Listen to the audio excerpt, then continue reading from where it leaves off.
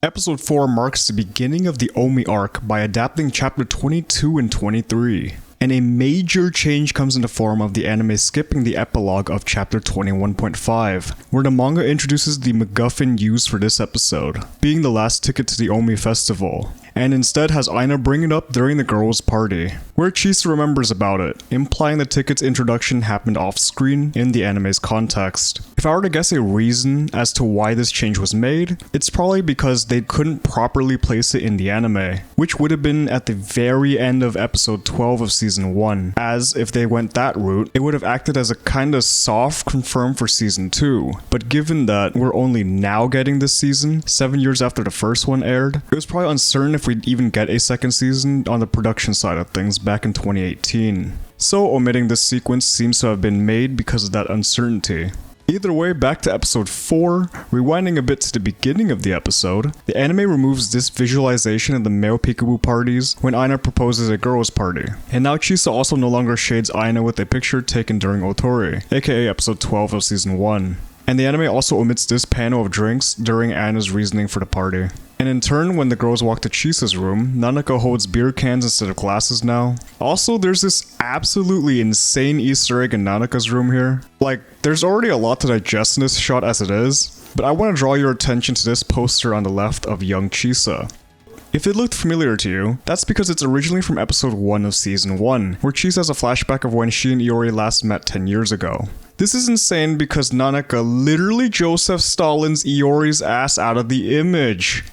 Back to the party. In the manga, the girls toast with beers along with having the glasses on the table, while the anime keeps it beer only. Something kinda odd to note is the sitting positions of the four are consistent between the anime and manga, but when it shows a wider shot of Chisa's room, the anime rotates everyone's position 90 degrees twice. When running away, Iori seems to have dropped the beers he was bringing them in the anime, as he is no longer holding them when he gets caught by Chisa.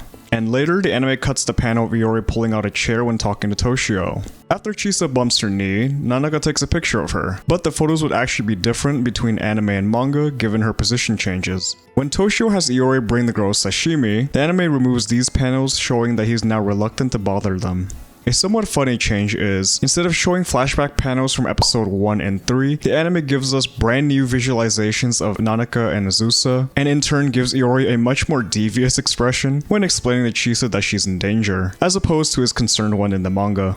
Yokote and Iori no longer meet at the stairs in the anime, and the AV he returns is much different now too, from its cover to the DVD itself, which you can get a good look at when Chisa nearly kills Iori. Later when Aina asks Azusa if she likes Iori, we no longer get a shot of the table which had a picture of both of them together on it. This is because the table has no photos on it at all in the anime anymore. And for anime only viewers, there's foreshadowing for someone you may already know here. When cornering Aina, Iori and Kohei no longer double kabedon her and kinda just hover over her menacingly instead. And when blocking off the exit, Kohei no longer closes the door in the anime.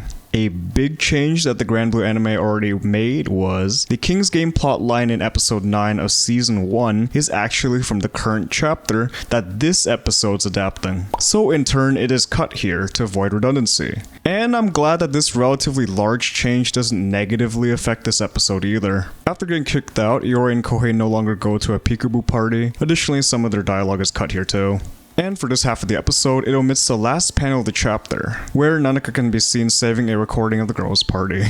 The second half of the episode adapts chapter 23. When begging for the ticket during the lunch session, there are no longer bystanders judging the Scum Bros in the anime. After class, the crowd begging Chisa is different as well, notably missing this guy, who left the German exam early in episode 6 of season 1. Later, the anime adds these chalkboard reintroductions to the Scum Bros to remind the viewers of their names after 7 years. During Mitrai's turn, the anime includes visuals of the taiyaki and oshiruko he uses to bribe Chisa with. During Kohei's turn, he reconfirms to us that he's indeed a time traveler by having a Series F banknote in the year 2018, as opposed to the timeline-friendly Series E one he has in the manga. Not a change here, but kind of an Easter egg. Chisa's line profile picture is the octopus souvenir that Iori got her at the end of episode 2 of season 1.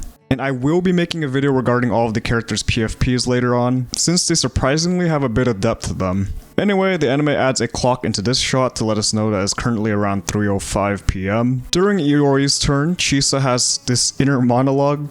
Before Fujiwara's turn, Kohei and Yamamoto are no longer sharing Pocky, and the anime adds Mithrai during the shocked reaction to Fujiwara's declaration. The anime also no longer has the other 3 Scum Bros grieving on the ground in this shot.